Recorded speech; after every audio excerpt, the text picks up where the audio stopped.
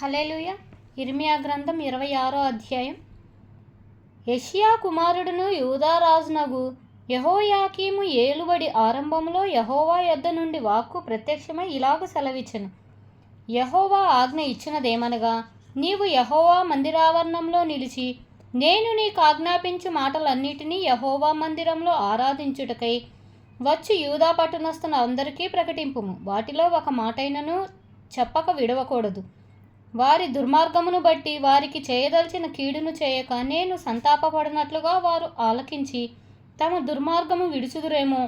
నీవు వారితో ఈ మాట చెప్పవలను. యెహోవా సెలవిచ్చినదేమనగా, మీరు నా మాటలు విని నేను మీకు నియమించిన ధర్మశాస్త్రమును అనుసరించి నడుచుకొనుడనియు నేను పెందల కడలేచి పంపుచున్న నా సేవకులకు ప్రవక్తల మాటలను అంగీకరించుడనియు నేను మీకు ఆజ్ఞ ఇయ్యగా మీరు వినకపోతిరి. మీరిలాగు చేసినందున నేను షీలోహునకు చేసినట్లు ఈ మందిరమునకు చేసేదను. ఈ పట్టణమును భూమి మీదనున్న సమస్త జనులకును శాపాస్పదముగా చేసేదను. ఇర్మియా ఈ మాటలను యెహోవా మందిరంలో పలుకుచుండగా యాజకులను ప్రవక్తలను జనులందరూ వినిరి. జనులందరికీ ప్రకటింపవలనని యెహోవా ఇర్మియాకు ఆజ్ఞాపించిన మాటలన్నిటినీ అతడు పలికి చాలించిన తరువాత యాజకులను ప్రవక్తలను జనులందరూ అతన్ని పట్టుకొని, నీవు మరణ శిక్ష నందక తప్పదు. యెహోవా నామమును బట్టి ఈ మందిరము షీలోహు వలె అవుననియు ఈ పట్టణము నివాసి లేక పాడైపోవుననియు నీవేలా ప్రకటించుచున్నావు అనుచు ప్రజలందరూ యెహోవా మందిరంలో ఇర్మియా యొద్దకు కూడి వచ్చిరి.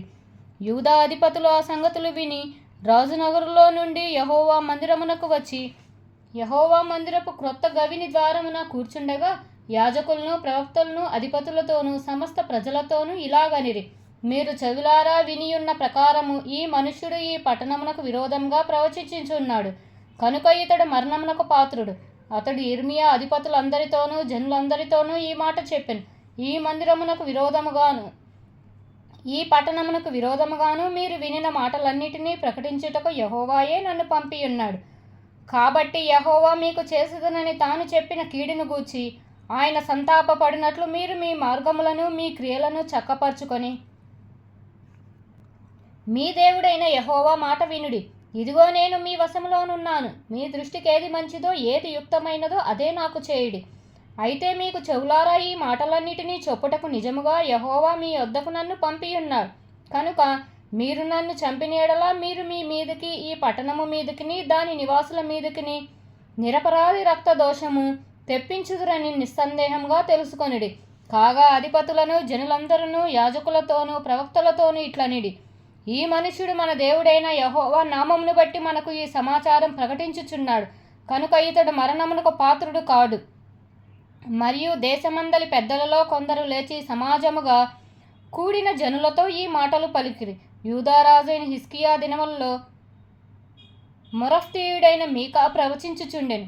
అతడు యూదా జనులందరితో ఇట్లు ప్రకటించుచూ వచ్చెను, సైన్యములకు అధిపతియగు యెహోవా ఇలాగు సెలవిచ్చుచున్నాడు, చేను దున్నబడినట్లు మిమ్మును బట్టి సీయోను దున్నబడును, యెరూషలేము రాళ్ల కుప్పలవును, మందిరమున్న పర్వతము అరణ్యములోని ఉన్నత స్థలముల వలె అగును.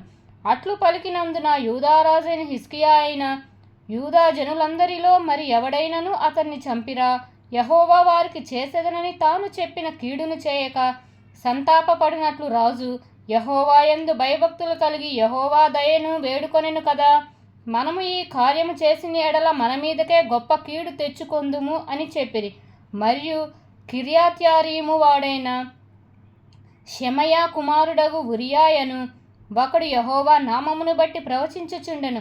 అతడు ఇర్మియా చెప్పిన మాటల రీతిని ఈ పట్టణమునకు విరోధముగాను ఈ దేశమునకు విరోధముగాను ప్రవచించుచుండెను. రాజైన యెహోయాకీమును అతని శూరులందరూ ప్రజానులందరూ అతని మాటలు వినిన మీదట రాజు అతన్ని చంపజూచుచుండగా ఊరియా దాన్ని తెలుసుకొని భయపడి పారిపోయి ఐగుప్తు చేరెను. అప్పుడు రాజైన యెహోయాకీము అక్బోరు కుమారుడగు ఎల్నాతానును అతనితో కొందరిని ఐగుప్తునకు పంపెను.